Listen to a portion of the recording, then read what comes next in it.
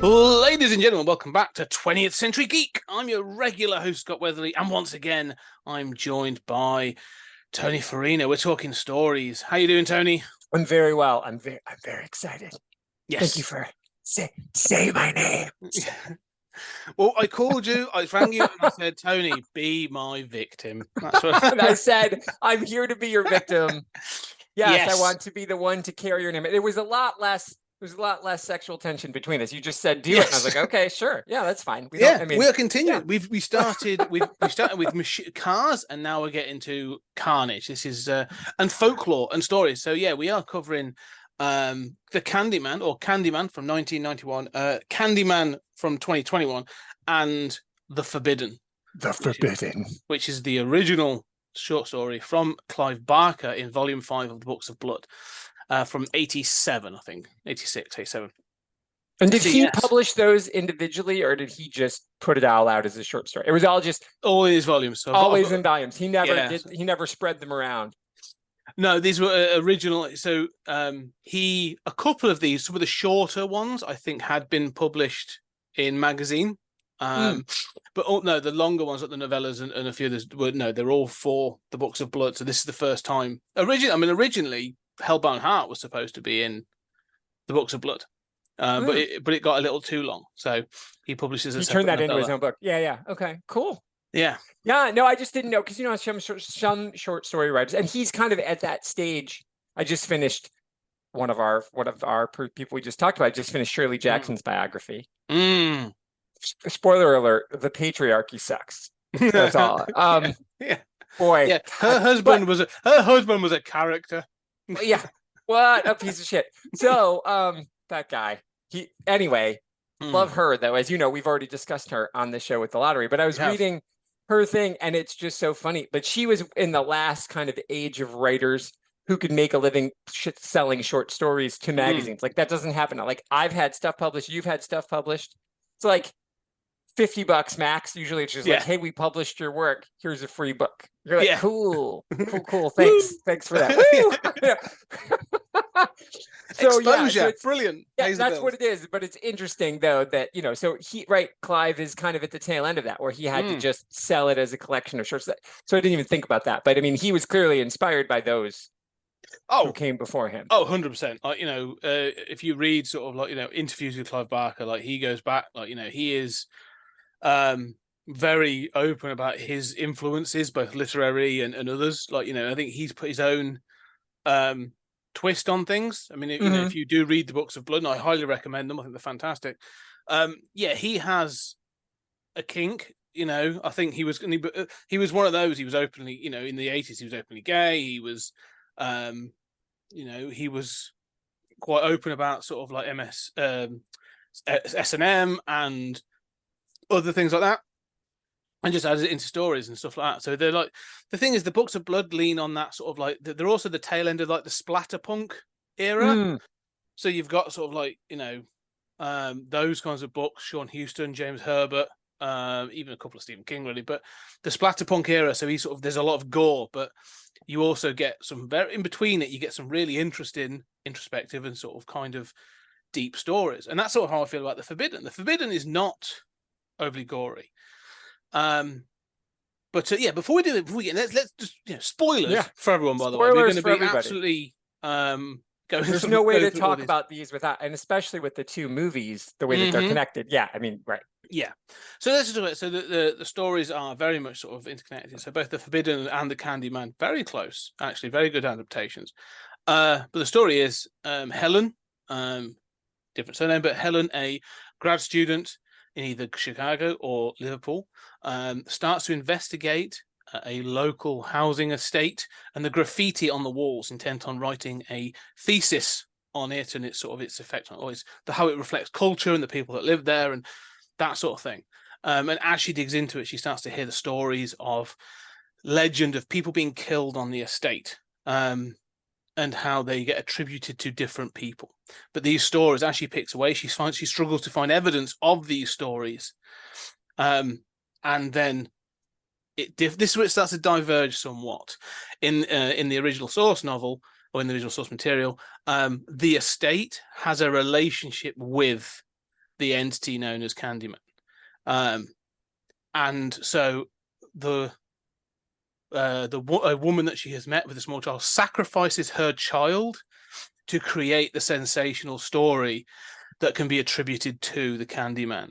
And Helen is there and sort of sees the body of the child. She sees the funeral, sees the coffin, but it clearly doesn't have a bit of body in it, because then she finds the body in one of the maisonettes and is then approached by an unusual figure clad in a colourful patchwork suit with pallid skin, blue lips, red hair, smells of candy floss.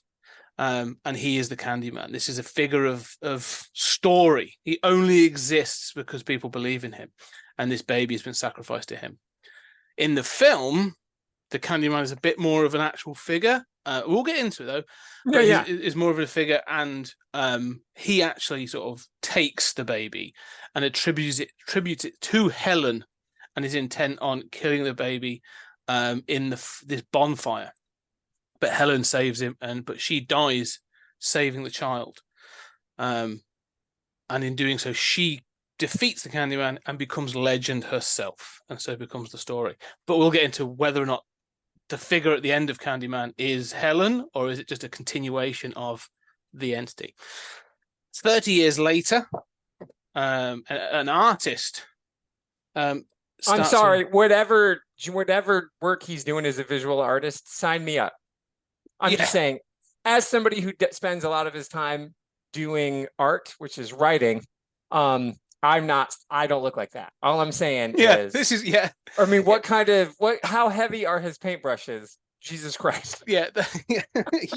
I love this in films. His medium is like, I don't even know, like they just woke up and they're like, you know what, we're just going to paint your shirt on because there's no clothes that fit you. The dude is jacked. And I was just like, okay, can we just say artist? Sure. Because I talked about him. It's Yahya Abdul Mateen the second, who he also appeared in an episode of Black Mirror, and Julie and I talked about him for Stories at Times, and he's excellent in that. And I think he's a fantastic guy. He was in the Watchmen series. He's amazing. Great. Oh my God, and Watchmen. Yeah. God, he's so great. Yeah. But he's ripped. Like, the dude is seriously There's a ripped. reason he was playing who he played. And we don't want to spoil Watchmen if you haven't seen it. But the character that he plays in Watchmen, you're like, Yeah. Yep.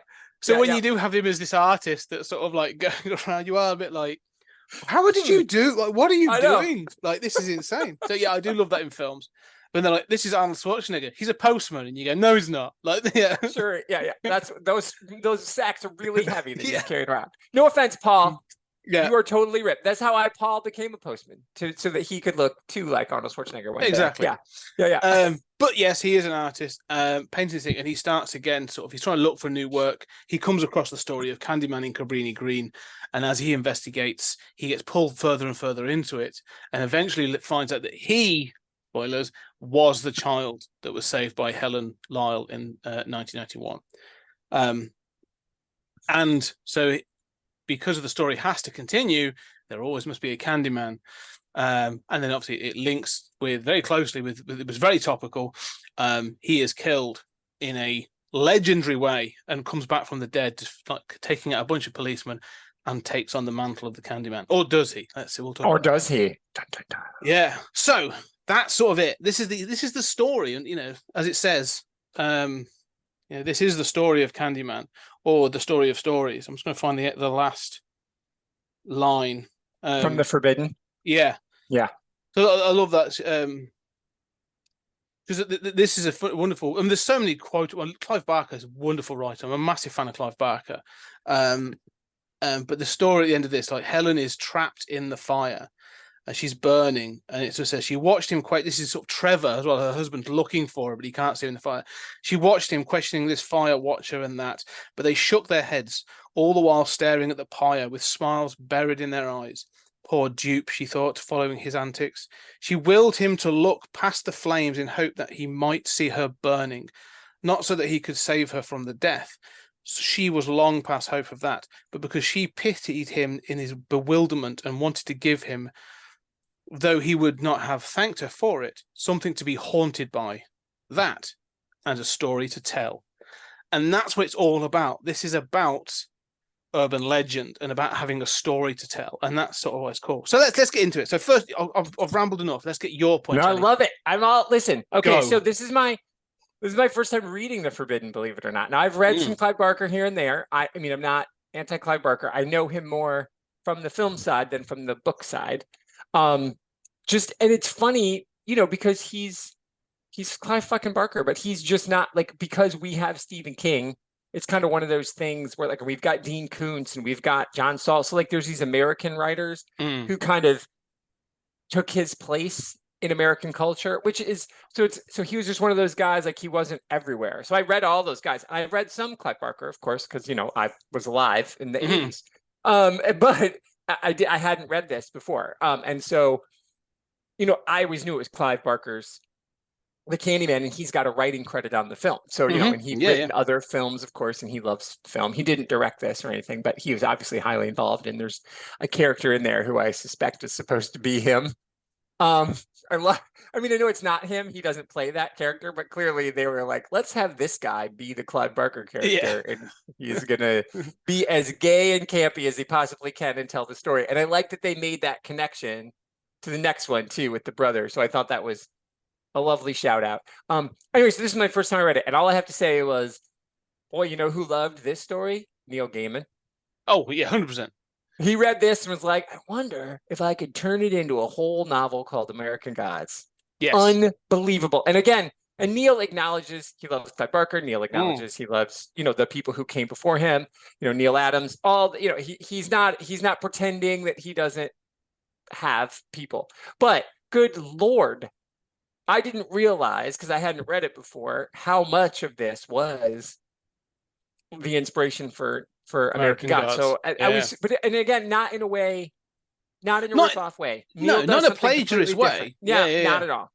So good though, such a good story, and it is such an important thing that the line, like you said, and this is the theme through all three of them. But in the book, I think my favorite part is that I have to exist. Like people were starting to forget me, and now this happened, and now you can remember me, and so that idea of and here's the thing too, the commentary that I think, and I ask my students this, and I work for a religious school, I teach for a Catholic school. We're Dominicans, and so they're not like Catholic, like Notre Dame Catholic, like you think of. The Dominicans they were founded by St. Dominic, but they're nuns. Mostly women are the preachers, and it's a different thing. Like women actually lead the service, and the Vatican isn't a big fan. You'll be shocked to say, as we were talking about the patriarchy alive and well in the Catholic Church. So, all of that to say, that idea of I bring this up in my classes all the time, that like, why are you like, there's a lot of Catholics and Christians, and that's fine, of course, but why is your religion real, and why is Zeus a myth, and why is Hercules a myth, when Hercules and Jesus have a very similar story? They look a lot alike. And Lou Ferrigno could play them both. Lou Ferrigno never played Jesus, but he could have. He definitely played Hercules in those canon movies. Did. Yeah. Oh my God. All the grease. I think they ran out of oil. There was an oil. The reason there was a gas crisis in the 70s is because they poured all the oil on Lou Ferrigno in those movies. And he looked wonderful doing it. So he did. Good Lord. I'm sure that was all like, fuck you, Schwarzenegger. Look at me. I mean, that was their rivalry. It goes on forever. But so I really love this idea of, and I feel like he's having that commentary too. Like, well, what makes Zeus a myth, and what makes Loki a myth, when you are saying this religion is real? And like when you think about, like Islam didn't exist until one day it did, and now there's more Muslims in the world than any other religion. But it's relatively young, air quotes, young, for a religion, for an organized religion that is the biggest religion in the world. Like, it's the more Muslims than Hindus, more Muslims than Confucianists. I mean, and that's like, there's a lot of Chinese people, but I'm telling you, more Muslims. So it's amazing to think like the oldest religion, one of the oldest religions, Confucianism and Buddhism, there's fewer of them than there are there. So there's the interesting idea of, but people don't think of Buddha as a myth because there's still people who believe in that. And Hinduism, even though that's still still polytheistic, but there's Hindus still. There's practicing Hindus. George Harrison was a Hindu. They're like, oh, well, if a Beatle was a Hindu, those gods must be real still. Nobody says, oh, George, you believe in myths. But if George Harrison, and that's the thing, if George Harrison had said, I'm going to worship to Zeus, people would have been like, yeah, that's Zeus. But it's just an interesting conversation of what we choose to be real. And so I just think it's such a smart way to do it. And the fact that he wraps it inside this tense piece of horror, because horror is myth. Horror is legend, but it's also real if you want it to be real.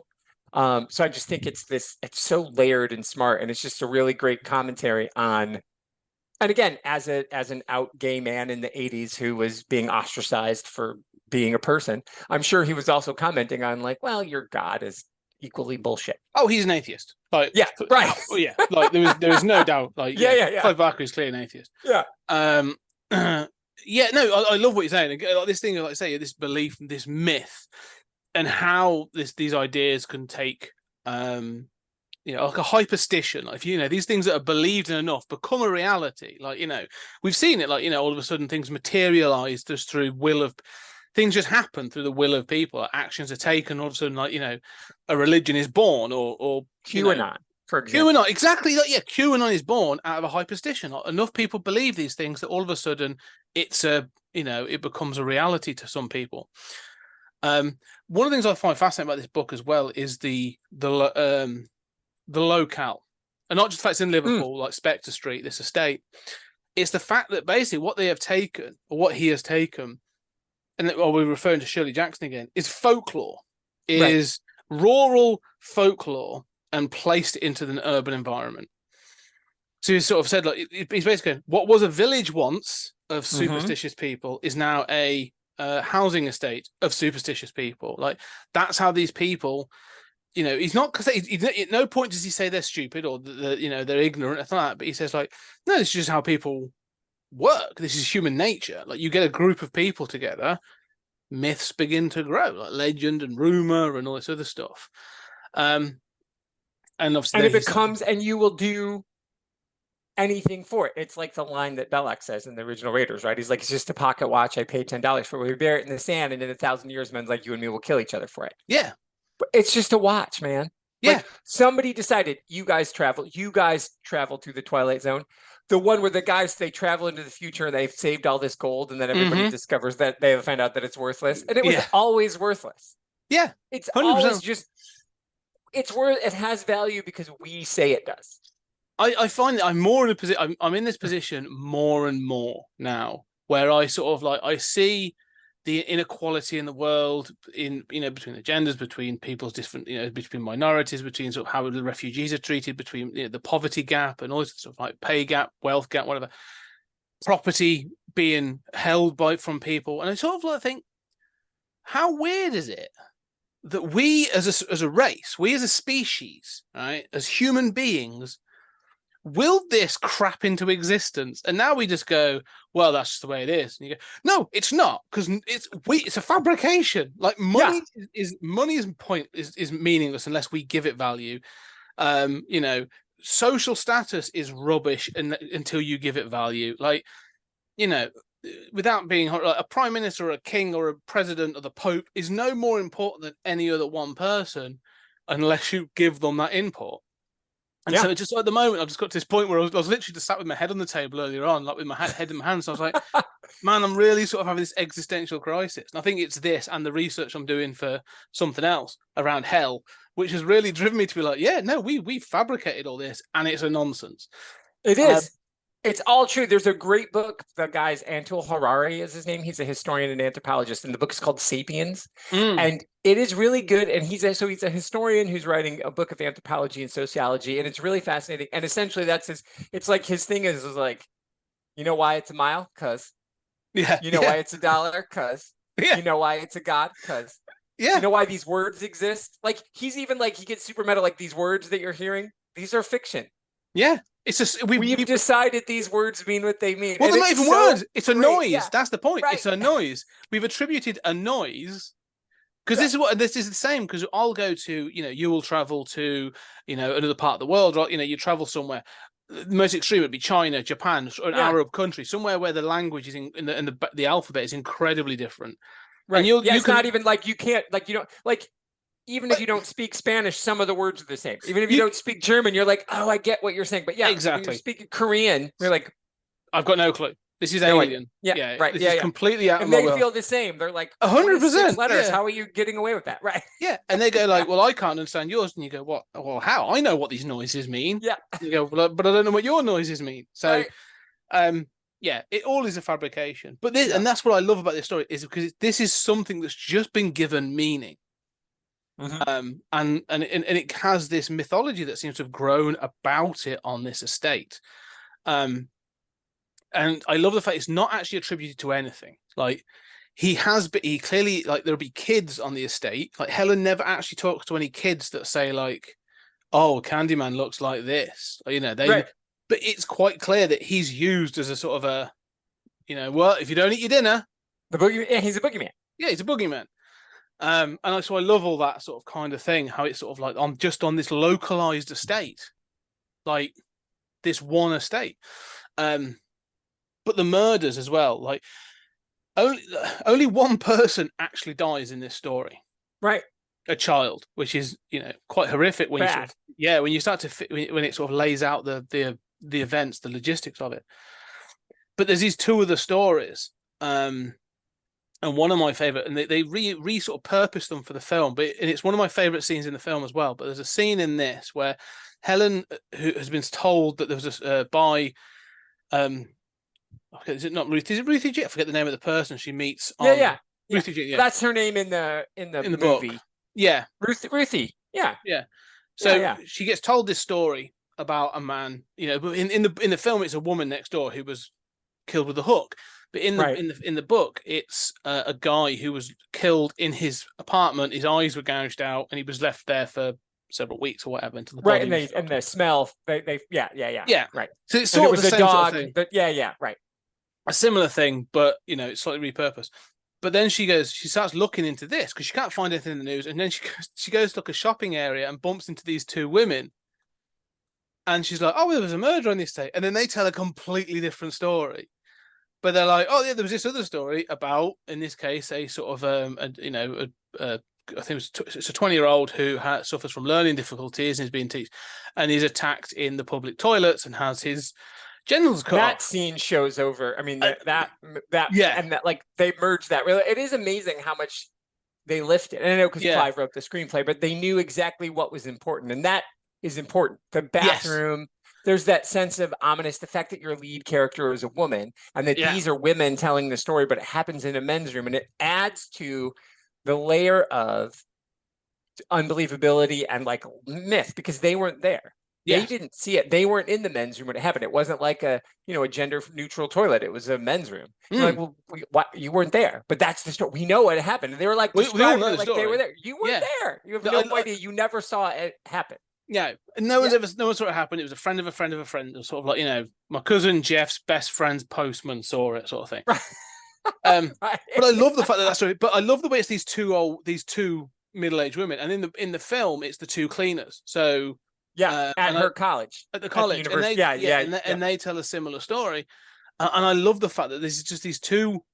There's just this, they're just comfortable telling the story, but they carry it with a bit of like, we're going to tell you, but we don't really want to talk about this. And then she talks about Candyman, and one of the women in the film, one of the women says about Candyman, the other one says, "Oh, we don't say his name."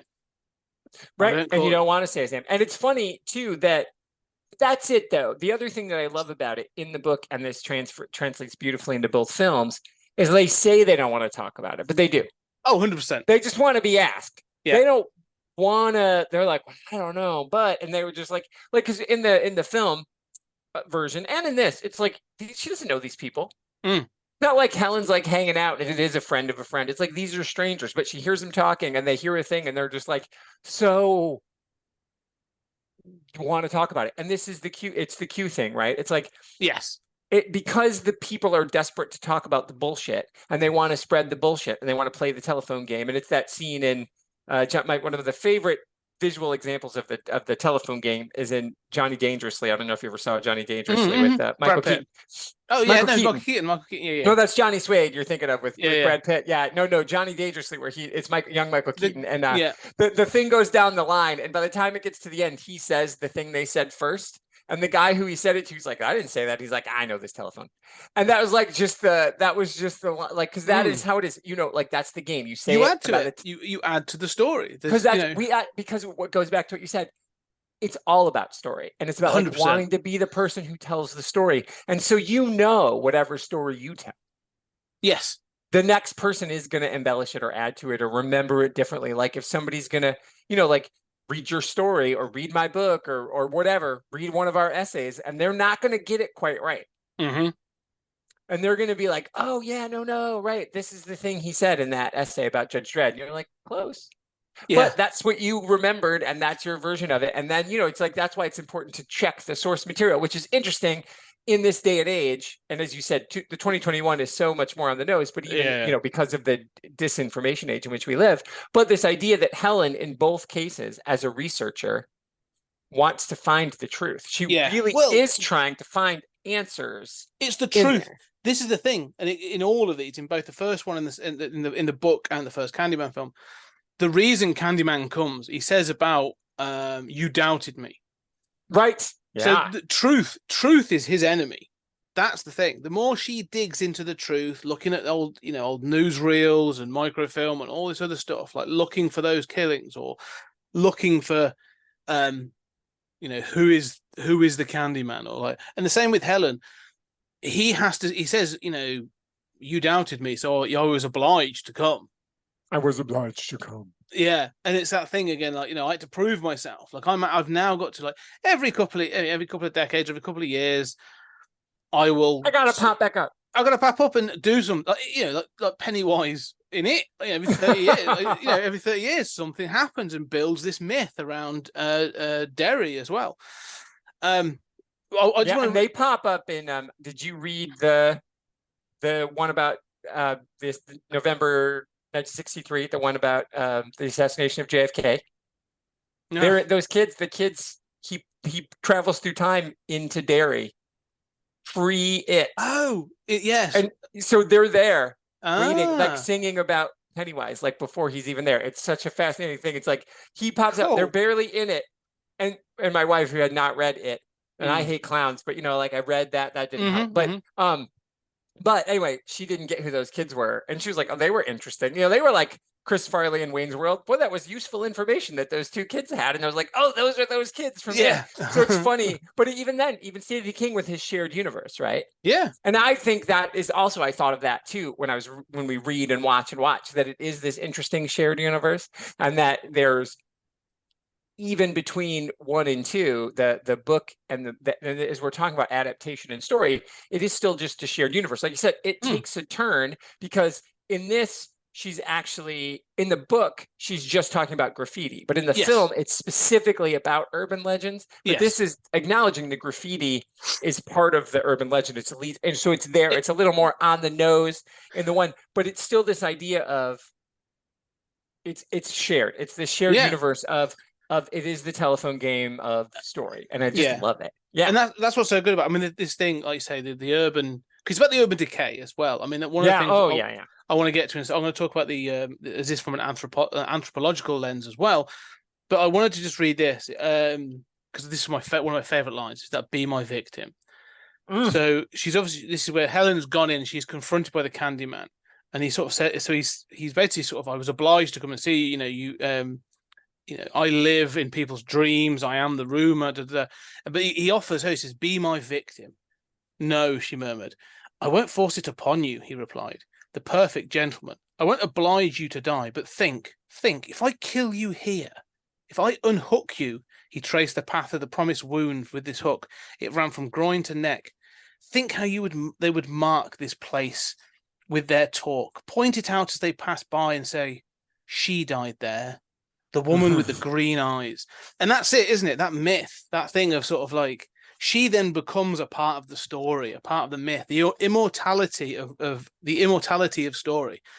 And I love that sort of confrontation. Like, he's not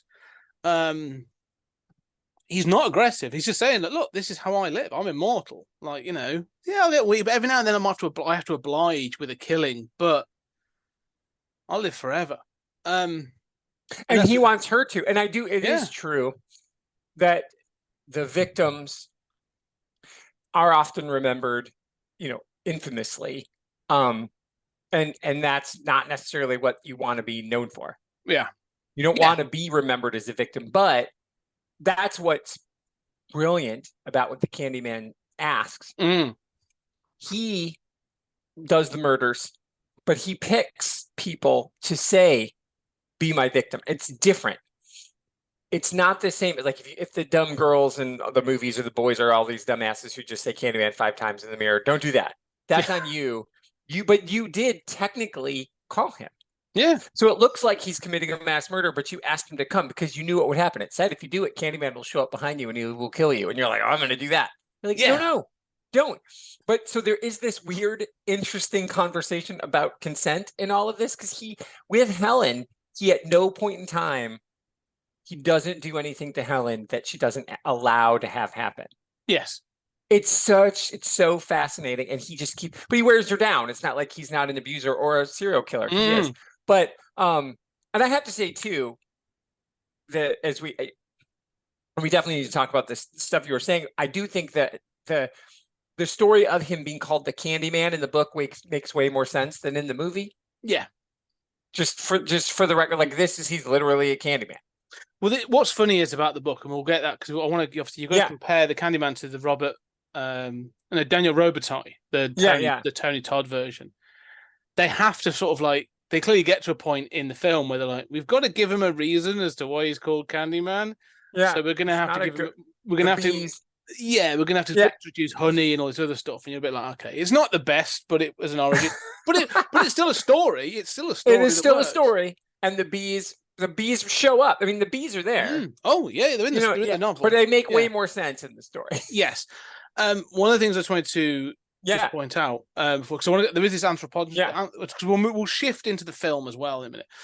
Yeah. Is before we do, we've talked about this idea of story and about this idea. You said American Gods.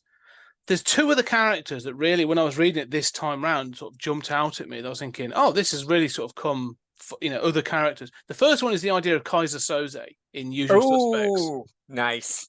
That is all about story. Making shit up. Making shit up. Leaving someone alive or and it even gets called out in the film, I think, at one point when they're like, he killed all these people and their families and their dogs. And they're like, cool. Who told you? Because they're all dead. Who told you? Yeah. But the other one that's interesting is Freddy Krueger. Oh. So Freddy, well, no, not Mr. Claus, but Freddy Krueger came to mind for the main reason being, in the later films, so mainly Freddy versus Jason. That movie is so bad. I love that in film. all the right ways. Yeah. But the reason he ends up sending Jason Voorhees on a killing spree is so that he can then take credit for the killing, so people remember Freddy Krueger and he can come back. That's the whole thing, and that feels very Candyman. But also, the other version of this that I love is the very meta Wes Craven's New Nightmare, where it's almost the opposite, where he's sort of like, oh no, we didn't create a demon from a story. We trapped a demon in a story. And again, so this idea... That's a good point. Yeah. I really like that idea as well, that believing in Freddy or being scared of Freddy, him being the boogeyman, captured this demon in this moment, in this zeitgeist in the 80s and 90s. But as it sort of fell off, which I think Wes Craven's clearly making a commentary on the shittier ends of the films, where he's a bit like, the last two were not great. So, and it's remember how you turned Freddy into you were selling action figures of him and he's making jokes? Remember how he's a pedophile serial killer? Remember how this is bad? Do you remember, the irony of all this is, kids can buy Freddy Krueger costumes. Yeah, that's so weird. But you are missing the point. It's why don't you? Now those are the same people who dress their kid up as Homelander. Yes, exactly. Yeah, it's the 100%. Same point that they're missing. Yeah. Oh look, one of them, we've got two boys, Brad and Zach. One's going as Rorschach and one's going as Homelander. And all right, yeah. Well, you really missed the point of both of those. You are not hanging out with my kids. That's Anyway, but let's move, because I think we do transition to the film. Well, and I think this goes to, and this, as we make the transition, because you brought up the whole point of like the urban decay and this idea of class. And I know in the film, Yes. it's obviously much more race, and I'm not familiar with that part of Liverpool, obviously, so I don't know. It doesn't come across as a race thing in the book. It's much not. more of a class thing. It is most definitely a class thing. That's what I was going to say. The anthropological lens. You're totally right. Yeah. Yes, there is this element of it, I think, because Helen acts as the middle class in both the film and the book. She's that middle class lens into poverty-stricken areas. So yeah, we don't have the race sort of division in the UK as much as the States. But there's definitely, I mean, you know, you could definitely see it through that, but there's more about the poverty and the working class and the housing sector. And also, don't forget, this was written during Thatcher's Britain. This is during Thatcher's reign. So there's very much this idea of resentment towards, you know, from the working class towards the government about, you know, selling off council houses, and we'd already gone through the miners' strikes and all sorts of things. And Clive Barker comes from a working class family, so that resentment is very strong. But yes, most of your artists in the 80s, the ones that we like anyway, we're not a big fan of Thatcher for some reason. Wonder what's wonderful. Yeah. She's responsible. It's one of those things where you sort of say that. What's Thatcher good for? Well, she did give us V for Vendetta. Yeah. So thank you. But then again, as they translate it to the film, yes, it becomes about sort of like, you know, Cabrini Green becomes like the ghetto, isn't it? It's sort of poverty, but race is most definitely in there. You've had like the whites. What's it called? There was the gentrification. The gentrification, yeah, but it was more a case of you know, originally obviously like all the what's it called, the white flight. Thank you very much. Yeah, I get what you're saying. Oh, right, yeah, okay, yes. The third one is more about gentrification. Yeah, but this one definitely touches on that white flight sort of is in this, and it's film. real. And the interesting thing, not funny, but the interesting thing. So my dad is from Chicago, and so like, you know, part of their white flight, my you know, racist Italian grandparents, was to leave Chicago and move to the other side of the lake, go to where they went, to Michigan. And my dad went to high school in Benton Harbor, which is, you know, very African-American area of Michigan now. And at the time it wasn't, but they were also then, so they moved from Chicago as part of this whole bullshitty white flight, and they wanted to raise their kids in a blah, blah, blah, blah, whatever. But then what that actually then happened in Benton Harbor too, as the you know, as Michigan expanded and we had cars and we had all this stuff. And so folks of all races are now making money. And so they're moving into these nice homes. And then St. Joe, and it's still really stark between St. Joe and Benton Harbor, but it's just such an interesting, it's just such an interesting commentary that my dad was, my mom's from Michigan, but my dad was from Chicago and then moved to Michigan as part of this white flight thing. Because like Cabrini Green was, when I saw this movie, 92, so I was just graduated from high school. I graduated from high school in 91. So I saw this, you know, actually in my hometown. I didn't see it in the theater, but we saw it on VHS. Like that one summer I went home after college. So it was the summer of 92. And I remember watching this in my parents' house. My dad was there talking about Cabrini. Like I'd always heard all these horrible legends about Cabrini Green. You can't go there. And it's, you know, it's like a demilitarized zone, and 1 mile later is the Miracle Mile, and there's this whole thing, and yes, it wasn't great, but it wasn't that. And there's a line in this movie that he could have written when she and Bernadette are going there, and they're all getting stressed out about whatever. She's like, "You're getting this freaked out for going 8 blocks." Yeah, you know, and so that says everything about it. And I thought it was really smart to cast a woman of color as Bernadette. So that they could, because then that was the love letter back to the book, that it was class as much as it was race. Yes. Yeah. Oh, 100%. I mean, I think what I would say, I think, this is one of my favorite movies. I love Candyman. I think it's a fantastic film. It's got so much going for it, as you know. But you're right. I also think that the casting of Virginia Madsen as Helen is perfect, because she is like, she's it's got to say that she's almost like that she's an American like English Rose. Like she is that sort of like, you know, the sort of like the waspish kind of like, she's very attractive, you know, sort of like in the very green eyes and all sorts of stuff, like the blonde hair. Like she is, I'm not saying Aryan, but she's, you know, you couldn't get much more Caucasian than Virginia Madsen, like right. And so to play Capshaw wasn't available, so they got Virginia Madsen. Yeah, it's that. Yeah. And I'm grateful she wasn't available. For sure. No, and I don't know that that's true. I'm just saying that. No, Virginia Madsen was the choice, 100%. Yeah. And I think she's fantastic in this, and I think she's a great choice because of that, because she seems so academic, and obviously this has that academic lens. and so I love that, like, Bernard Rose, who directs this, chooses routinely to sort of, there are scenes that are filmed completely normal. This is, I've got like a 4K version of this, and it looks crisp, beautiful. But then you'll have like a soft focus on Helen. Really? Or, yeah, Nice. or it'll have a bit, and it'll sort of like, that sort of like the thing that you used to get in the noir films, where sort of like there'd be the shadow, but her eyes are still sort of like, Oh yeah. lit and that sort of thing, and you get those sort of things. And I'm just like, yeah, they keep giving this the focus on the eyes, and sort of like she's putting a soft focus to give, sort of like there's that little bit throughout to give her almost like, oh, you are part of this story. This is a fairy tale, and you are part of it. Like, That's such a good point. She's separate from everybody else. She's sort of part of this thing, and I kind of love that. Yeah, because her husband Trevor is the same name. He's a big douche. Yes. And and she calls him out. And I do. And again, like as an academic who kind of is, like I'm not ready for the Fight Club or anything, but I'm kind of doughy. And it's like to look at Virginia Madsen and be like, see, this is it. And then you get to the other movie where the guy's called Anthony. And I'm like, what kind of art are you into, pal? You know what I mean? So it's just funny.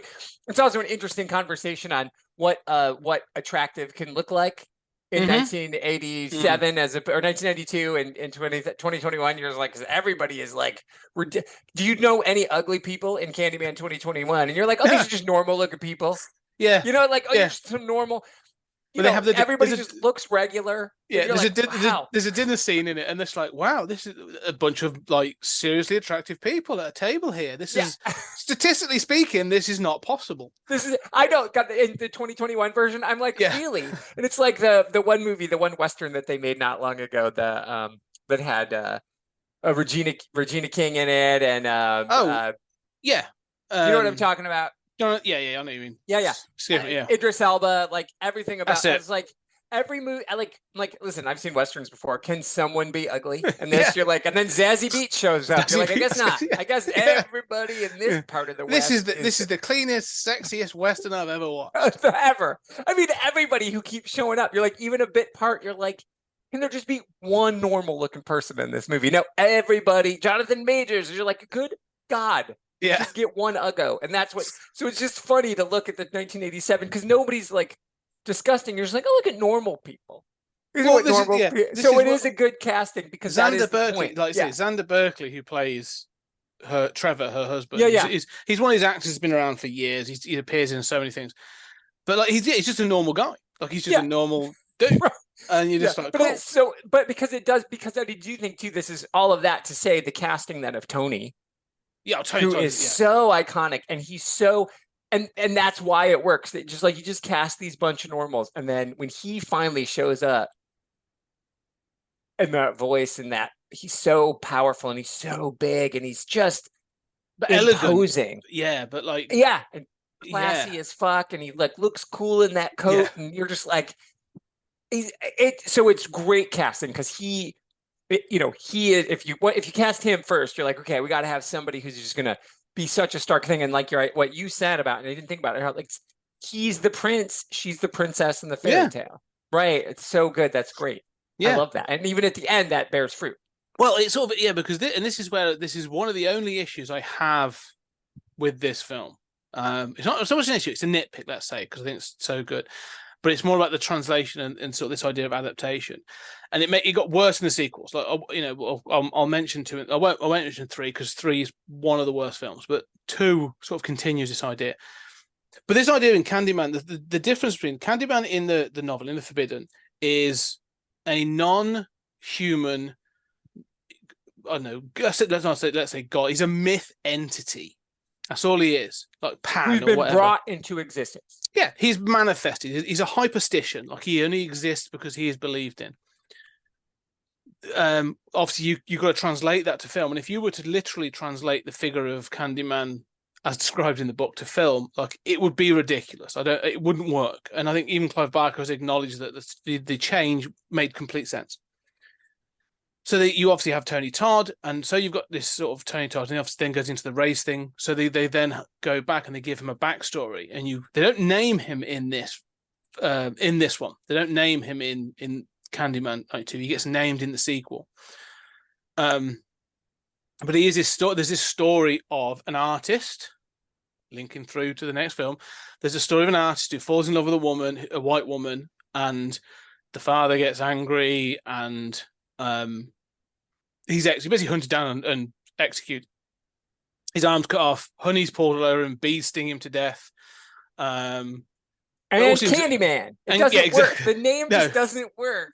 But a boy says it, doesn't he? Like you say, like a little boy picks up the honeycomb and starts saying Candy. They literally film it and show it in the next film, and it is awful. You do go, oh no, like, it doesn't work. I think I've seen 2 and 3, but like I didn't revisit them for this. They didn't. I know Tony's in the second one. Is he in the third one? He's in the third one. Like you can tell it's contractually obliged because you can tell he doesn't want to be in it. That's the name of it. Candyman 3, contractually obliged. Yes. But what's interesting is they do give. This is the thing we do have. We've talked about it being story, but there is no mention of an origin for Candyman in the book. But in this film, we have one, and because we'll talk about those when they get to the third film. But this idea that Candyman has an origin. Oh, it's this thing. This is the legend. He's the hook-handed man that haunts Cabrini Green. This is where he was executed. Like in this film, that doesn't matter. It's a story. Mm-hmm. He looks like Tony Todd because there's a mural that looks like Tony Todd, and people have seen it and gone, "That's what Candyman looks like." So that's what he looks like. Right. Exactly. He could look like anything. Like he could look like he doesn't have an actual physical representation. He is represented by what people think he looks like. The long coat, the hook, all of that is his hyperstition, it's his manifestation. So I love that in this film. And the more that, because when they go to that meal, the like I say, the Clive Barker kind of. The Clive Barker guy, what was his name in this? It's Michael Culkin plays Purcell. Yeah. Who's mentioned who appears in the novel in just the same way as well. Yeah, right. Yes, almost exactly the same way. Yeah. Yes. And he says, you've been to Cabrini Green. That's Candyman country. And he's there to sort of like show, well, you're not covering new territory. And he tells the story of this artist, who is later called Daniel Robitaille. And so throughout the film, I'm just like, that's the story that's been told. That's it. Like, and much like in the book, if Helen had been killed by Candyman in that maisonette, there would have just been, oh, that's the story of this ghost or this hyperstition, this being now. Look, it was a blonde woman who was gutted, and so the thing that people would see would be a blonde woman covered in blood, probably carrying her own insides or something like that. That would be the story. That would be, people have seen this thing walking the streets. She'd be the ghost walking on the moors. La Llorona, that kind of thing. Oh, the La Llorona. Oh, this woman, she drowned her own children in a fit of depression, and now mourns them and weeps in the street for them. So people hear this cry in the night and all this other stuff. Like it's a manifestation. These stories exist in reality. So I love all this idea, and like you say, to have Tony Todd's, fucking amazing voice. God, it's so good. But it sort of blurs the line then, because when you finally meet him and he starts to kill people, the nitpick I have is he does kill people. Right. Who didn't invite him. So he kills like the doctor, and he kills he is building Helen's story. Right, for her. Like he kills the doctor. But there's a few things where I'm like, so how did she manage to like kill someone with a hook from behind, like in a seat? Like there's a couple of things like that where I'm like, oh, okay, it's going to be an odd story. But it's the end piece. So this is the question I want to get onto this one, right? Yeah. Before we get into because this is my theory. Okay. So the end of the film is the woman's baby is taken. Helen is accused of it, and she believes it because he's cut the head off a Rottweiler as well. Yeah, amazing. I love that scene because it's retold in the 21 version as well, and she's doing snow angels in the blood, and it's awesome. And his retelling, the brother's retelling of it, is exceptional. That actor is so good. Yeah. So then when she finds the child, she's able to save the child, and the child obviously appears in the pyre, in the bonfire. and that's something I forgot to mention, which we'll get back to. So they've got this pie, they're going to set this bonfire, and she saves the child and is then burnt, and she dies in the fire. And we see like the bees all come out on fire, and Candyman burns, and people see Candyman burning in the fire. So Candyman is defeated. Right. So at the end of the film, we'll talk about the the Bloody Mary kind of a thing. So at the end of it, Trevor sort of goes like, Helen, Helen, Helen, Helen, says Helen 5 times, and she appears. Love though. Oh, it's wonderful. It looks great, and it's sort of like she's now carrying the hook, right? Question: because there is no ghost in this. Like the second film is a ghost story, right? But this isn't. This is a manifestation. This is an entity from. That's not the ghost of Helen Lyle. That's still the entity that was Candyman. Correct. It now just physically manifested as Helen. Yes, 100%. Right, I'm so glad you agree with me on that, because there are other people 100%. That are like, no, it's the ghost of Helen. I'm like, there are no ghosts in this story. No. It's he says it repeatedly. Like he says the same lines. Yeah. I'm here because you believe in me, and I need you to believe in me, Helen. I need you. I need you you need to say my name. You need to be my victim, so that by being my victim, and this, I will tell you, this is the moment, and I've been looking for it, and I guess now that we're talking about it, it makes sense. I wish I had thought of this before. Right now, live, this is happening, people. This explains the whole Emperor strike me down and replace me bullshit at the end of Jedi, because you're like, what is happening? Why do you want me to kill you so that I can be you? But this is it. It does come from this idea that you got to be the baddest. You got to be the one who can. The only way you can take my place is to kill me, because that is what it takes. And so it's the opposite here. It's you have to be willing to be killed to take my place. You have to. And if you don't accept it, Helen, I'm stuck to be the Candyman forever. It's going to look like me. It's going to be my body. I'm not going to pass on or whatever, because it's the manifestation is going to always look like me. So no, it's not a ghost. It's whatever you want to say. If you want to say it's evil incarnate, whatever you think it is, this manifestation, right now in America, it's Q. Okay. Yeah. So Q is the thing. But like before Q, there's always been something that everybody believes. There's always some crazy bullshit. Conspiracy theories exist. Some of them are real, of course. Some of them are proven to be true, like what we did in America to the Tuskegee Airmen. That was a thing. You're like, they're killing those fighter pilots up there, and you're like, no, that's not. And then you're like, oh, yeah.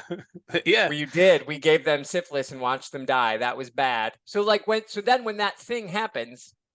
When that horrific thing is unveiled, then it gives credence to other conspiracy theories, right? And that's the thing, isn't it? Yeah.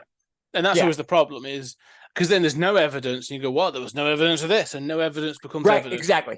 And that's what this is. But so there's no evidence of this other than the graffiti, than because at the end we see the painting of Helen, and now that becomes story, and it all ties back to the artist. It all comes back to, like. We have photographic evidence of things, but now we're at this point, like we've gone from the point where a picture mattered, like photographic evidence was a thing, to now anybody can doctor any picture ever. So we've gone the other way. So it's kind of like, might as well just start getting our portraits painted again, because it's all bullshit, right? I too can look pretty sweet in my portrait. Like you see those portraits of Churchill. Then you see the pictures of Churchill, you're like, Well, there's that like any royal, when you sort of go, well, that's a very flattering picture. That's a choice. Yeah, exactly. Right. And but that's the idea, because it all ties back to the graffiti and the thing that exists. Like the graffiti is it seems that it's forever, but people just cover over it. It gets painted over it. Yeah. It's all a story. This is the thing. So this is the one thing I want to say about the graffiti, because this is important about art. Art is the connecting tissue with all of this. Art and story, creativity. And I think what you can do is you can trace this back. This idea of graffiti goes back to like the Stone Age. Like this is the cave paintings in France. This is the cave paintings that people have done. This idea of things lasting and telling stories. Like we see stick figures, killing a mammoth. Like that's a story being told. Like that's someone's recollection of an event. But that's remained. And this idea of graffiti, graffiti tells two stories in my mind. Whenever I see graffiti, there are two things. There's the creative impulse to do it. And just doing a signature that just sort of says, Chris is a knob, then you're just like, well, that's not really a creative impulse. That's just you being a dick. Yeah, exactly. That's just rubbish. But when you see these like amazing sort of like, graffiti style paintings or the big block letters, or the Banksy stuff. Yeah, and I'm like, that's awesome. I love that. That's real art. And then you find it's like 4 stories up on the side of a factory, and you're like, dude, I want to know how that got there. Always. I know. Yeah, it is. Well, and it's funny too that you say this, like, because I am a believer, like, of all the things that nobody's seen that I believe in, like the conspiracy theory I believe in is dragons. Right. Because of cave paintings. And here's why.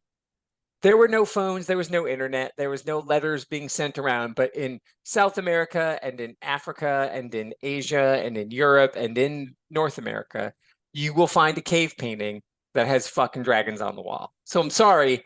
People drew what they saw, and everybody saw them. And it would make sense that the dinosaurs that survived were pterodactyls, and that they've just devolved and they're birds. Okay, but I at some point in time, they all saw the same thing, and they all drew it. And so that's why Matthew McConaughey shows up in Wales that time and kills the dragons. Yeah.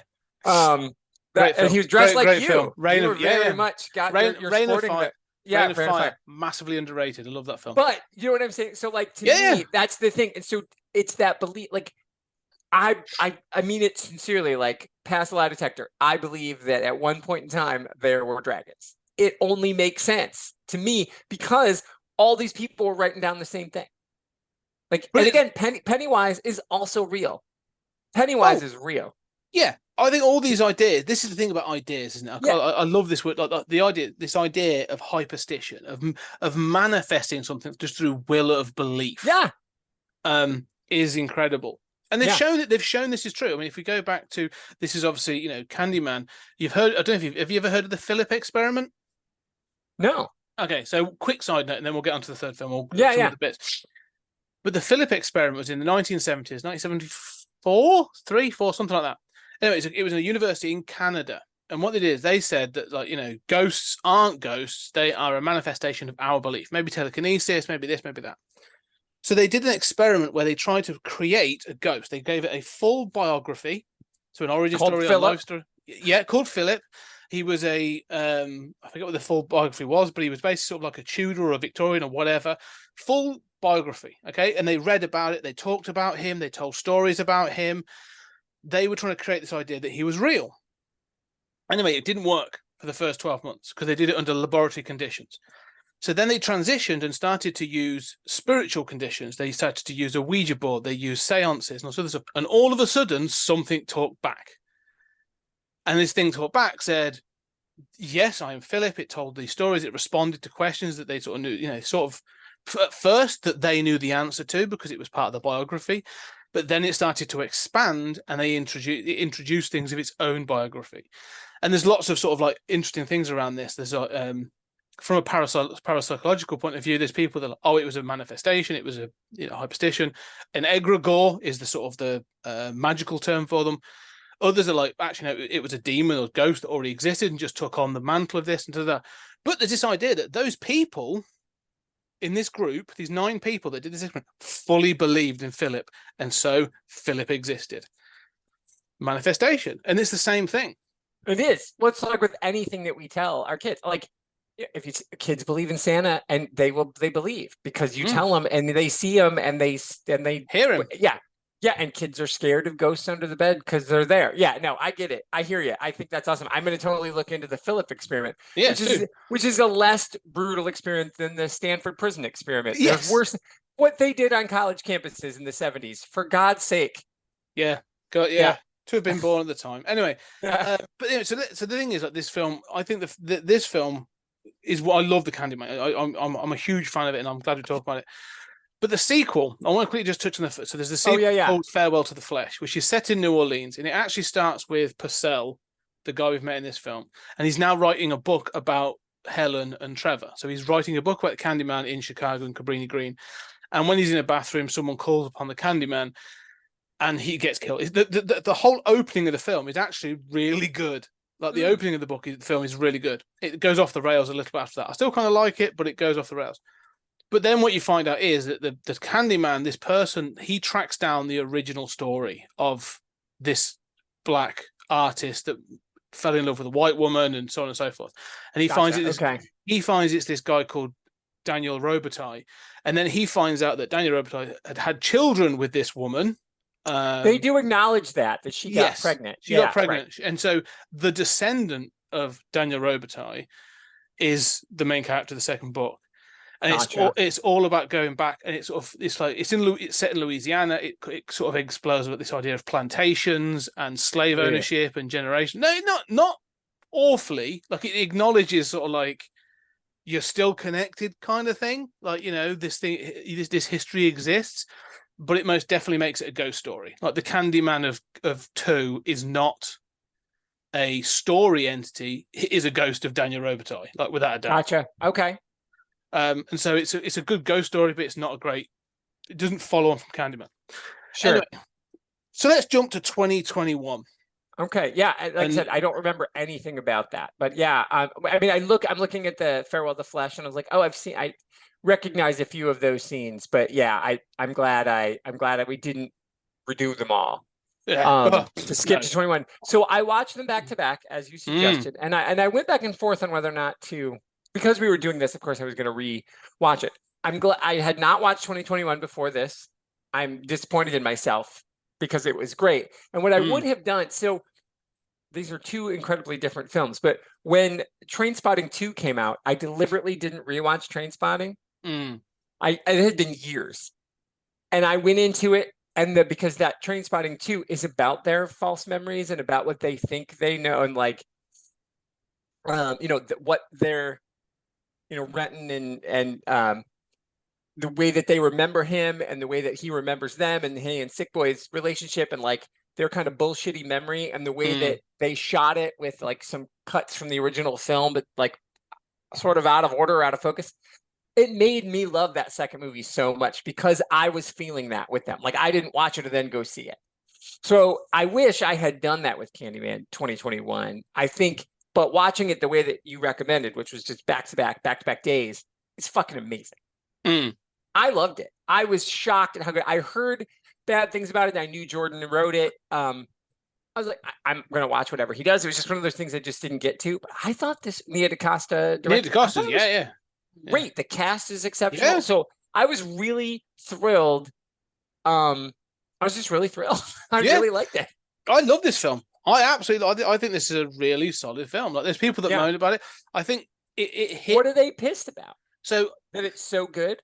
Yeah. Other than that, there's no artist that looks like him. That's my only complaint. I'm sorry. Yeah. No, I think the thing was, this came out 2021. This was during the Black Lives Matter, the height of the Black Lives Matter thing. This ends up being about police brutality, but there is also this idea throughout this about sort of like the idea of race in this and gentrification is very much there. And I think it just hit a sore point where they were just like, oh, if this would come out now, this would be another woke movie. Where you're like, it is a woke movie. It is, yeah, but in the right way. Right. The way that the word means, like, I'm happy. I'm thinking about, because I live in Florida. I'm thinking about just getting a shirt that says woke and just wearing it around. Because you know what? There's nothing wrong with that. Yeah. The point of woke is that I learned something new. Are you happy being ignorant, you dumb fucks? Yeah. Yeah. And this film challenges some ideas, but but also is very not cliched. It fits within tropes, but I think it does it really well. And it continues this idea of art. As we've said, like, the graffiti and this idea of what is art and how art speaks to us. And it calls out artists. I love the fact there's a critic she calls out the artists, and that's kind of interesting. But this point of this obviously comes into class again. Like, we've still got class. But one of the things I wanted to point out very early in this film, very beginning of this film, right, comparing it to the Candyman, I think it's a stylistic choice, but I think it comes to two things, right? So the opening of Candyman, with the amazing Philip Glass score. Oh, we didn't even talk about that score. Yeah, that score's amazing. Lord. Gives me tingles, that score does. It's so good. I mean, he's good in general. I mean, he's great. Oh, yeah. Good Lord, that was like... It's iconic to me. It's amazing. Yeah. But the opening of the film is a sort of a bird's eye view down on these highways, and you sort of follow this road, and it comes. You're basically entering, sort of, you said, like, 8 blocks, and you end up in Cabrini Green, like, but which to me is this representation of what Helen is. She's this sort of like, she's an academic coming in, looking down in an almost an academic way. All right. Yeah. That's how the film opens. Candyman 2021 opens looking up. So playing the Sammy Davis Jr. Candyman song. Playing the Candyman song, yeah. But the whole opening of the film is the credits coming up. It travels through the city with these skyscrapers, these huge buildings disappearing into cloud. But it's still looking up, and I was like, that's the artist's view. Right. This isn't the academics. This one of, like, analysis looking down, but the artist is looking up, looking at the world and trying to find. I was like, that's where this is sort of trying to meet the original, and that's why I love this film, because it's such a continuation. This is how I do a legacy sequel to me. Oh my God, seriously. And again, I know people are tired of all of the requels or like whatever, but I mean, to me, here's what a legacy sequel. You have some of the Vanessa Williams comes back around, because you've already spoiled. We spoiled the shit out of it, so she's back as the mom. She is. Anthony is the baby, and again. Anthony and Clive show up. We've got a Tony. We've got a Clive. That was lovely. I appreciated that with their names. Yeah, and I think what you do is the reason a good legacy sequel says the original story, it was real. Yes. Everything you saw was real. You may, again, like I said with Trainspotting 2, I liked that one a lot, because it was like, it was a little hazy, and as Jet Girl says in the new Tank Girl, memory is an ugly bullshitty thing. It was the three of them, Tank Girl, Sub Girl, and Jet Girl, are sitting around a fire, and Booga asks them, because they're still making Tank Girl, everybody. Read Tank Girl, it's not Titan Comics. Booga asks them how they met. Like, he's like, it's weird, I've never asked you guys how you met before. And so they all start telling their own versions. It's just insane, just ridiculous. And when it gets to Jet Girl, she just says, yeah, memory is an ugly bullshitty thing. And so she doesn't even give her version, because she doesn't care. She's like, it's Tub Girl, it's nonsense. Tub Girl and Tank Girl. I mean, I don't know life without them. So it's just a funny, but so this is that. This does that thing where it's like playing with you. And I think you're right. Like, a legacy sequel is supposed to say the first thing was real. It's not a reboot. We're not being cheeky. I mean, the cheeky thing is naming them Anthony and Clive. The rest is real. Like, they use Virginia Madsen's voice. They, Helen is the character. Trevor is the character. Vanessa Williams, the mom, Anne Marie, she's a character. So we're like not fucking around. No. It's so good. It's so smart. And it loves the first film. And this, to me, makes the first film even better. Like, I like the first film. This film is excellent, probably because, again, it's shot a little bit better, and, different things, different skill sets, different budget.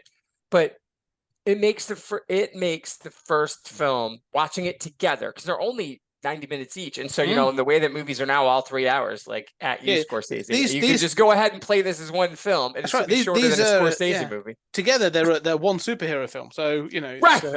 And it is a superhero story. It is such a great story, and it's mythic, and it's epic. I'm so impressed by this film. I'm so impressed. Oh, I love it. And I think, the things, to me, the reason I love this film, and I think why it makes the first film better, and I completely agree that this makes it, is because this holds, not only does it say that the first one was real and it happened, but it expands on the idea of what Candyman is, and this idea of generational storytelling. So, because the Candyman in this isn't Tony Todd. No. He appears later on. It's a guy from the 70s who was accused of being a child murderer. He was just a nice guy who was, but probably a little touched. So probably had learning difficulties, whatever, but was literally just handing out sweets to kids. Yeah, he was just a nice, simple guy. Yeah, but some children got killed because of a razor blade, which is, again, razor blading candy is the Halloween myth. All that as part of you covered that on your Satanic Panic episode. We did. And so you have that there, but he then gets accused of it. He is killed and beaten to death by the police. So this is why that's why this sort of touched on things for people. And then the myth then on the estate, Cabrini Green in the 70s, isn't the Tony Todd version. So they exist still, but for this one guy who's telling the story, who he meets at the laundromat, for him, Candyman looks like this guy from the 70s. Right. And he's got his coat slightly different. Yeah, but exactly. It's still a big coat, still a long coat. super flat coat. There's still a guy. There's still a hook for hand. So the version that Anthony sees throughout the film is the 70s version, because he's not been told the Daniel Robitaille story, the 1885 story. He knows the 1970 story. So again, it comes to this idea, and then as the film grows, you find that there's more. That there have been these people that have been killed. And these black people have been killed. Look, it's been a child that was, or there was someone that moved in and then got lynched or dragged on the back of a truck. Each one is Candyman, because to those people, it's this idea of sorrow and rage and violence and all this other stuff. Justice and revenge. Yeah, this emotion has stained this area and is manifested as Candyman, but materializes as differently to each people because of the story they hear. And then this story, again, much like with Helen, I'm kind of glad that they didn't bring back Helen in a way. Virginia, just her voice. Yeah, they bring but not as a sort of a new manifestation. I agree. It wouldn't have worked with the story they were telling. No, because you just taught. It's actually it's like generational trauma is a thing. Like that is a real study. Like that, there are studies that prove that. Yes. And so this actually, there's a guy from the University of Virginia. He's no longer with us, but his Dr. Ian Stevenson was his name, and he did research. This is all real, legitimate research on children remembering their past lives. And his argument is, and he could prove scientifically, he wasn't trying to prove reincarnation, but his argument was when a 6-year-old would have memories, or a 3-year-old or a 1-year-old would have memories of a violent death, those children almost always manifested a scar on their body that corresponded to the way that they died. Wow.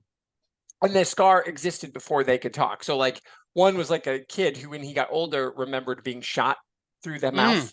And he had a big birthmark on the back of his head that was like, one was like, a scar on a leg, all these different things, like this idea. And so he was really kind of, discussing how the idea of, is it reincarnation? Is it generational trauma? Is it the same thing? And it's an interesting, and the University of Virginia funded this for years. The institute still exists. People have carried on his research. It's fascinating. And so to me, but we all know generational trauma is real. We know that if you're scared of something, and it's not necessarily even genetics. It can be that your mom liked a certain food, you liked a certain food, your mom didn't like it when she was pregnant, but it can also be a nature versus nurture thing. Adopted kids, foster kids, they inherit this generational trauma just because it's like there. If your parents are scared of something, you're probably going to be scared of it too. And then that's just instinct.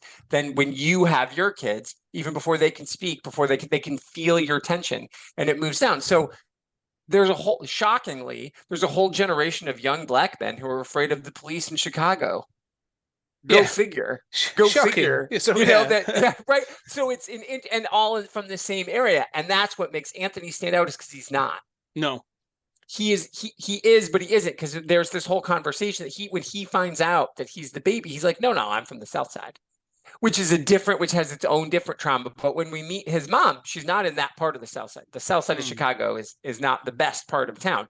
But there's definitely really nice, regular middle class, working class neighborhoods on the South Side. That's clearly where Anne Marie ends up. When we see the inside of a house, we don't know that at the time, because we meet Anthony. He's like a working artist. You don't become a working artist if you didn't have parents who could take care. That's another thing. So he's broken the generational trauma, but then when it comes back, it manifests on him again, and it's there. It's in his bones, literally. It's so good. Well, and it is. So I love the fact it touches on that manifestation of generational trauma, and that's why I love this film, because it's a legacy sequel. Like, it literally has been 30 years. Like, this hasn't been, they haven't gone, oh, we're going to jump forward. No, this has been 30 years for them to make the film. Actor, right? Tony Todd and Vanessa Williams show back up, and they are Tony Todd and Vanessa Williams. So I like that thing. I also like to say, you talk about this evil, like whatever it is. The bees obviously, a return. and this sort of, he is chosen, or he's recognized. I like this idea. For me, he is recognized. He jumps the fence, and in jumping that fence, he's taking photographs. Like he's doing some research for a new art exhibition. So he's looking at Chicago, and he enters Cabrini Green. Like he jumps over a fence. It's all locked in, and he starts taking photographs whilst he's over this fence, and he gets stung by a bee on his hand. And that is like an identification. Like that's the starting point. Like that's it. Like, you know, that marks him out. Like that's it. You are to be. But it's almost like the land recognized him. It knew him. Oh, you've come home. Time to complete the story. Like the story can continue. And if he didn't go, it doesn't happen. No, 100%. Yeah. And it all starts with his brother-in-law, played beautifully by Nathan Stewart Jarrett. He's spectacular. He's so funny. The way that, I mean, because again, as we've discussed, how big Mateen II is.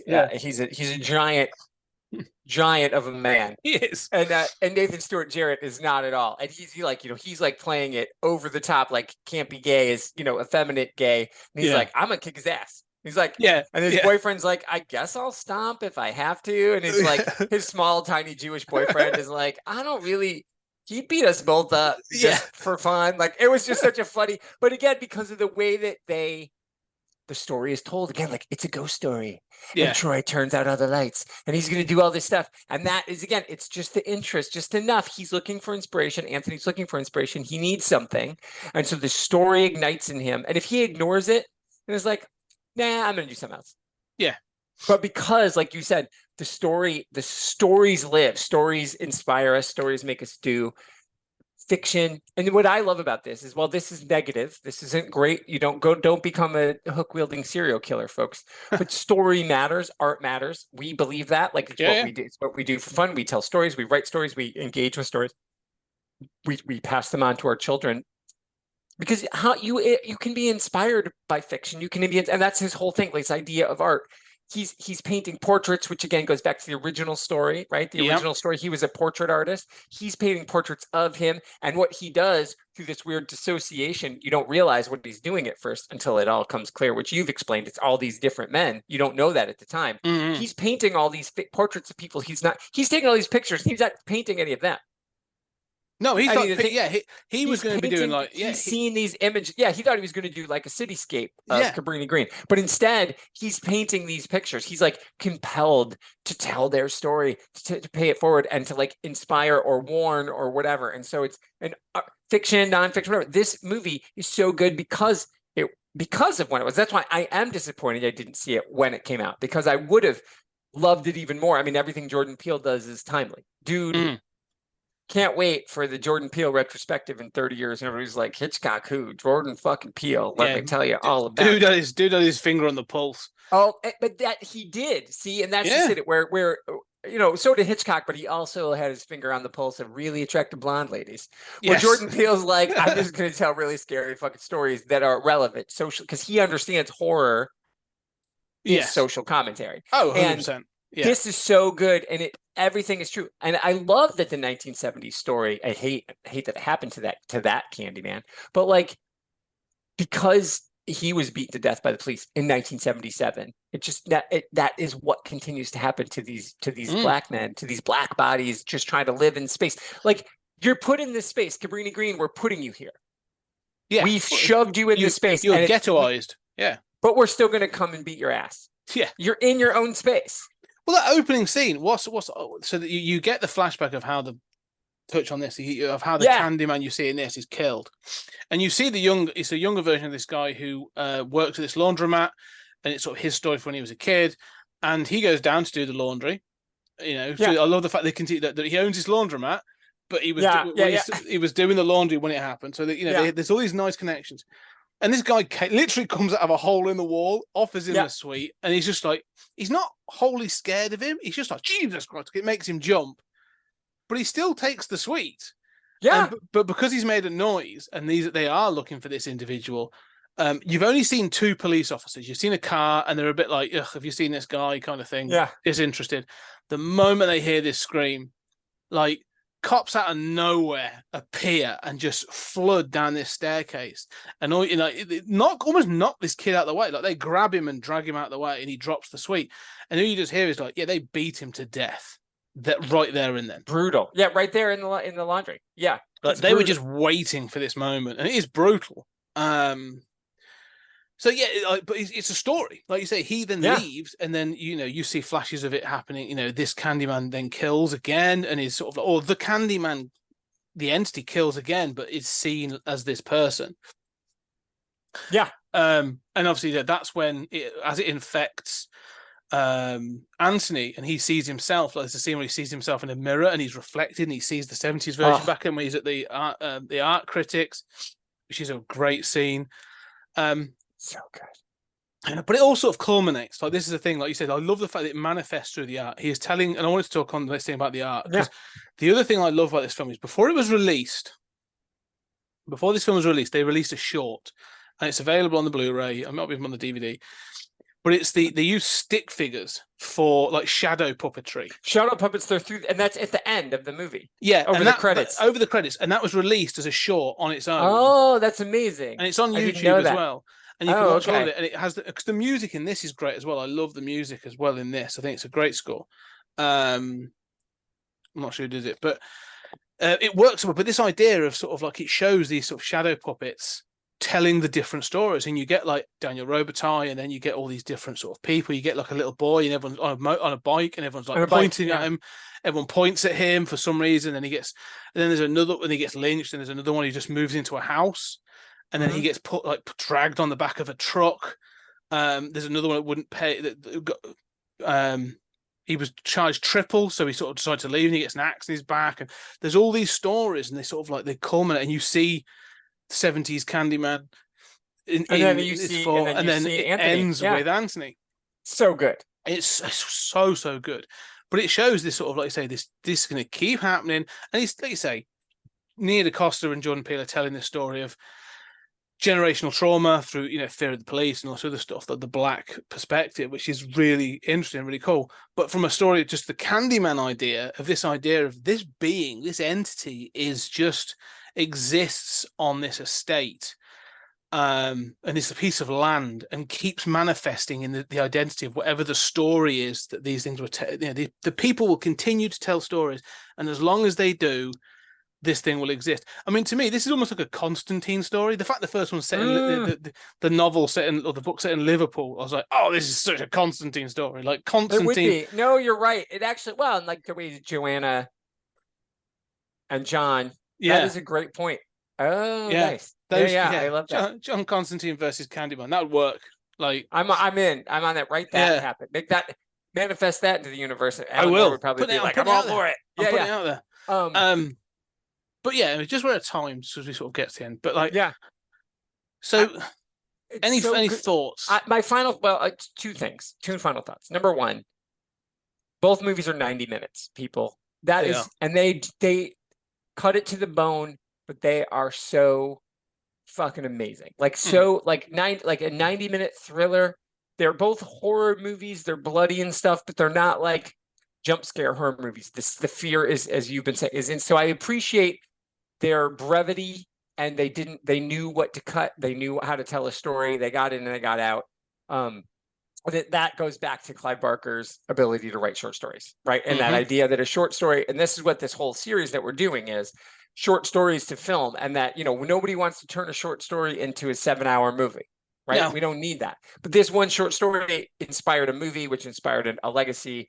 And I just think so that's number one. I think it's just so well told. It's so tightly done. It's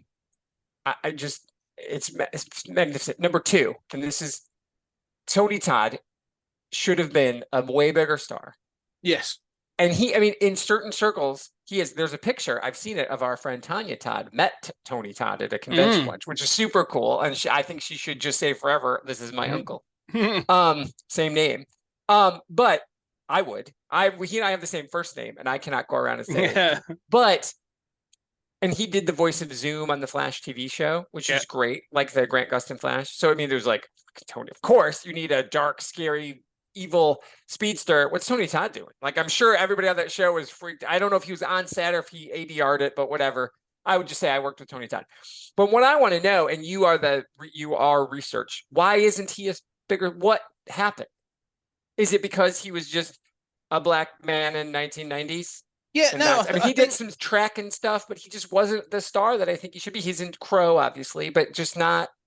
He did in the early 90s. Like, he did a number of things. Like, I think it's the fact he got very quickly associated. Well, first he got very quickly associated with. He became iconic as Candyman. Mm-hmm. To the extent of like the McFarlane toy range even has like the horror icon. There's a great Candyman figure. But I think that it was a case of like he's one of these that sort of he's a hard fit for he's not a lead man, like he's not a Denzel Washington. Right, yeah. So he's not like a lead man. But there was no real sort of like the films of the 90s didn't really fit him, which I think is the problem. Like, he finds things like he's in The Rock. Yeah. He turns up as Death, as a sort of the Undertaker or the Mortician in the Final Fantasy, Final Destination films, which is perfect. Yeah. And so but he's just a cameo. Like, he's playing that he's Tony Todd in that. Yeah, but I don't know. He just sort of he's one of these that sort of he crops up in films throughout the 90s, but he never got like the big break. I feel like he got Steve James, and I just want to. And I know, listen, Tony Todd and Steve James. Nobody has charisma like Steve James. I'm not trying to say Steve James, hallowed be thy name. He never got the but I feel like it's that same thing that held them back. They're totally different types of actors. Like, Steve James had charisma for miles. He was a leading man. Like, if people don't know who Steve James is, go watch The First American Ninja, and you're like, oh, the guy you can't take your eyes off of is not the lead of the film. It's fucking Steve James. His turn in I'm Gonna Get You, Sucker. He's great in that. He's just spectacular. I love Steve James. Gone too soon. He was such a legend. But I feel like he's also just a good-looking black man at the wrong time.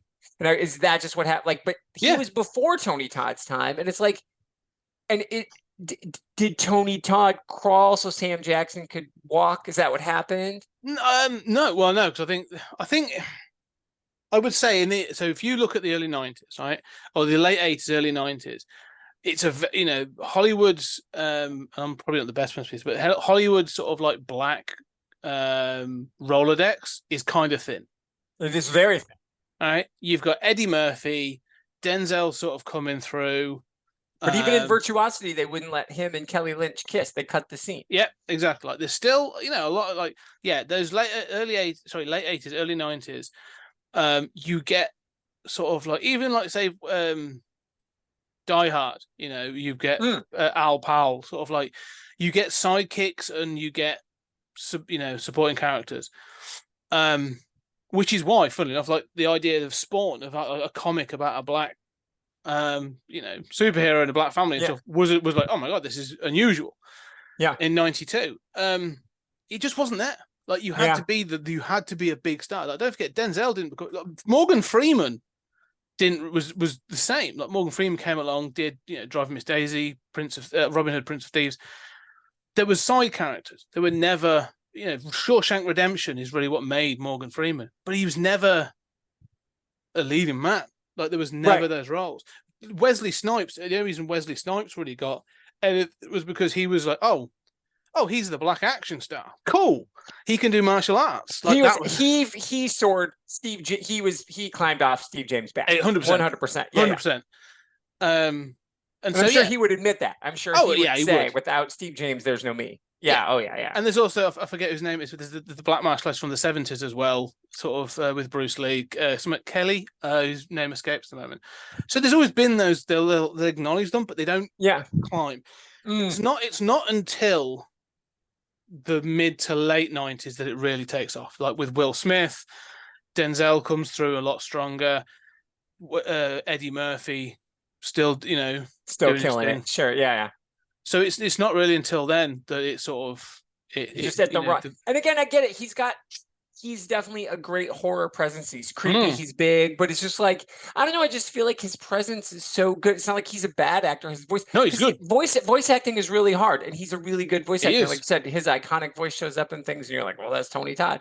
It's just, so for me, I was just like, every time I watch a movie like these, I mean, he's barely in the second one, but like he's so good in the first one. He's such a presence, and he plays off Virginia Madsen, who's also a very good Oscar-nominated actor in her own right. Like she's very good, and so they play off each other really well. And I think the tension between them at the end of the first Candyman, that doesn't happen if he's not a good actor, if there's not 100%. charisma there, So every time I see him, I'm so glad he shows up at the very end. At the very, very end, because you heard his voice peeking through a little, and then at the end he manifests as Tony Todd. I'm like, thank you. Yeah, that's the bit I wanted to say. So that's be my final thought, and I love twist. So the end of the film is the end of the film is Anthony gets killed by police, like literally kicking the door and shooting, but he's been turned into Candyman. He's been poisoned. He's got this new look, like he's pocked and marked by this honeycomb effect, which is awesome because bees then crawl out of it. But he's then given the coat, like they cut off his arm and they give him the overcoat. Like I love the fact that the overcoat is a part of the myth, right? And the hook hand. And then he comes back from the dead and takes on these police officers because his wife calls him. And it's great. It's a fantastic scene. But then when he leaves, and his head's all covered in bees, like it's his this sort of like beehive, his face and his shoulder. But then when he turns the corner, you see him as the 70s one very, very briefly. But then Daniel Robitaille's Tony Todd's face comes through, and he says, "Tell everyone or tell people what you saw." And that's the legend being born again, and that's it. That's the end. And I hope that, and again, I would love, I don't want there to be Candyman 2023. Like, I think if they're going to do it, wait another 20, 30 years, see who you can get back around, whatever. I'm here. If you want to do another legacy sequel in 20 years, I'm here for it. Yeah. And that's what I feel like they were setting up. And I don't know if Jordan bought the rights to the story, and that's why he did it. So it's like he controls it now, because Bronze Studios, who just went under, is also one of the production companies on this. So I feel like Monkey Paw may own it now, which would be better. Yes, Jordan has his hands on it. If he and Nia have it, then it's not going to fall in the wrong hands. Because you know what I don't want? A Candyman TV show. I don't want that. I want us. This is a short. Films feel like the short story. I don't want a decompressed investigation. It's like it works as a film as this sort of story form, and in 90 minutes, no more than that. Like it's a nice hour and a half kind of film. It tells a good short story, and that's why I really like it. And you know what? The other thing that I forgot, I was going to say, like the Clive Barker writes in 3-act structure in his short stories, which is hard to do in a short story, but he does it, and so it translates perfectly, because it's like even the first third of his stories, you're like, what the fuck is going on? I'm just kind of like, you're like wandering around, I'm setting the tone, you're talking to these ladies, what the fuck is happening? And then shit gets real, and then it's like this short story was perfectly written to be adapted, because he wrote the 3-act structure, and it's just there. You just have to make the tweaks, and so it's such an easy switch, and that's why the 3-act structure works. 3 30-minute acts. Yes. And not all of his films, not all of his stories work. Not all of them should be made to film. But I get why some people keep trying. Yeah, some of them are too. Like you couldn't make all of Books of Blood. Some of them are too weird. But I would recommend, if you've ever seen Rawhead Rex, which is the first ever Clive Barker thing to be adapted. Rawhead Rex. It's a weird sort of folk kind of monster tale, but they've made him look like quite an anthropomorphic monster. But in the book, Clive Barker describes it as a rage-filled penis fighting, killing people across the countryside. And you're like, oh, amazing. I'm in. I'm sold. Yeah. Let's not. And then they were like, how do we film that? Yeah. Fair enough. This was delightful, man. Thank you for picking this one. And I love this idea, because we love stories, and we do. And short stories. And again, I reread Shirley Jackson's. I read Shirley Jackson's biography, so I read her entire short story collection, which is fucking epic. And she has this character, and I don't know if you know this, but to talk about story, I didn't realize this because I never read them all kind of in a row like this. Like I read the full collection, like the short stories of Shirley Jackson. There's a recurring character. Oh, wow. I did not know that. Yeah, James Harris. He's the devil. Ah. Or is what? Or is Maybe. he? But he shows up in all these stories, the same names. And the first time I was like, oh, blah, blah, blah, Harris. And then in another story, the guy's like, what's your name? He's like, Jim. You're like, son of a bitch. There he is again. Like, it's so good. I had no idea that she did that. And so, like, there was this theme. And then reading the book, so I recognized it. I even wrote down, like, James Harris. And I was like, okay, I'm going to read her book. I'm going to read her biography next. And if it doesn't address it, it'll be a shitty biography. Because how could you ignore this after I just read all these stories? Yeah. It addresses it directly because I was going to look it up. But it's so cool that she did this intentionally. She built mythology within her own story. She created her own demon that haunts her different story. Disconnected stories, different times and places. He's different ages. He looks. It's very, again, Neil looks different to different people. Oh my god! But the same name, so cool. And that's why I love this stuff. I love this. I'm going to check that out. I need to read more Shirley Jackson. I really do. Anyway, dude, she's so good. We shall jump off there. But what's next? The next story is we've done Clive Barker. We're going to do some John Carpenter next. We're going to do They Live. We're doing They Live 8 o'clock in the morning. 8 o'clock in the morning. So you've not read 8 o'clock in the morning. I have not. I have. So this is the opposite this time. As I read the short story you had. So maybe that's just how it's going to work. It's interesting, and talk about a slow burn. That movie, the John Carpenter film, They Live, takes a long time to get going, but does have the greatest end to the second act in the history of film. We'll discuss. Yes. Oh yeah. And also Roddy Piper's in it, and right. I mean, that 10-minute wrestling scene at the end of the second act is exceptional. John Carpenter saying, like, I couldn't light anybody on fire in this movie like I did in The Thing. I don't have the budget, but we're going to do this instead. Him and Keith David. If you ever get a chance, while we watch it, watch behind the scenes, because there is actually an old interview. They did that themselves. I was going to say, there's a Roddy Piper and Keith David interview where they talk about it, how they basically sort of kept coming up with ways of kicking the crap out of each other. It is so good, and there's like no score to it. And Carpenter, who's the scoriest scorer, he writes his own scores. So I can't wait to talk about that. Well, that's exciting. The next episode. This is fun. So we shall leave it there. Well, ladies and gentlemen, there you have it. Another great 20th Century Geek episode. Thank you for listening. If you would like to get in contact to suggest topics for future shows, or just chat about everything nerdy, you can email me at 20thcenturygeek@gmail.com. That's 20thcenturygeek@gmail.com. Or find me on social media, Twitter, Facebook, or Instagram. Just search for 20th Century Geek. If you would like to support the show, please go on your podcast catcher and leave a 5-star review. I would greatly appreciate it. It raises the show in the ranks and lets more people know about the podcast. If you want to show more support for the podcast, we do have an Amazon wish list. Just go on Amazon and search for 20th Century Geek, and you will find a list of books that will help with research for future podcasts. And don't forget, we love secondhand books in 20th Century Towers. Once again, thank you for listening, and we'll see you next time.